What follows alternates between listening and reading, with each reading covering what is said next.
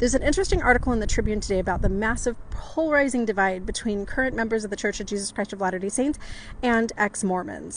The author compares it to the Hatfields and McCoys, the North and the South, Democrats and Republicans, and just really highlights the huge schism and the hatred on both sides. They then quote a scholar who says it's like a divorce. And I disagree with that 100%. It is not like a divorce. Here's what I related to. When I was a kid growing up, we had a creepy grandpa in the family who essayed a bunch of the kids. He wasn't my grandpa. He was the other grandpa of some of my cousins. And I'll tell you what, when one of the first little cousins spilled the tea about what this man had done to her, he blew up like a maniac and fought back in vicious ways. He was an abuser. He was a monster. And secrecy had let him abuse and also live a happy, free life. That all stopped once he was exposed. We've seen this with other people. Bill Cosby, Jeffrey Epstein, Bill Clinton, O.J. Simpson. There's so many people that I could name. The list could go on and on forever.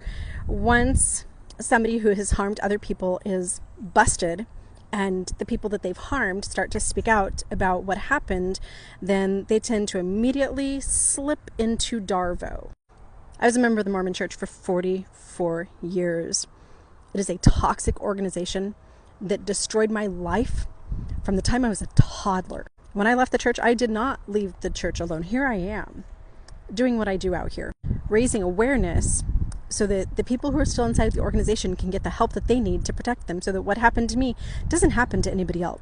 And when current members of the church and current leaders of the church hear some of the things that I say, they immediately go into Darvo, deny, attack, and then scream as loud as they can, "Jenny's hurting me. Look what she's doing to me." This persecution complex snaps into gear immediately, and all of a sudden, I'm the perpetrator. This is not a divorce. This is not two people who've broken up and they just don't get along anymore. This is thousands and thousands of victims of Mormonism who are speaking our truth, and that riles up the people who were complicit or active in the harm and abuse against people like myself. You have to pay attention to that. I think my partner said it best one day. He's Lutheran, and he's a really nice synod of Lutherans where they're just kind, loving people trying to do good in the world. I've observed zero toxicity out of his religion. He has friends who've become atheists and left the Lutheran church. And here's what Kev said one day. He said, "There's no such thing as #ex-Luth. There doesn't need to be. The Lutheran church isn't crushing people's souls and destroying lives." I have people who I love who are no longer alive because of the Mormon church, and I was almost one of them.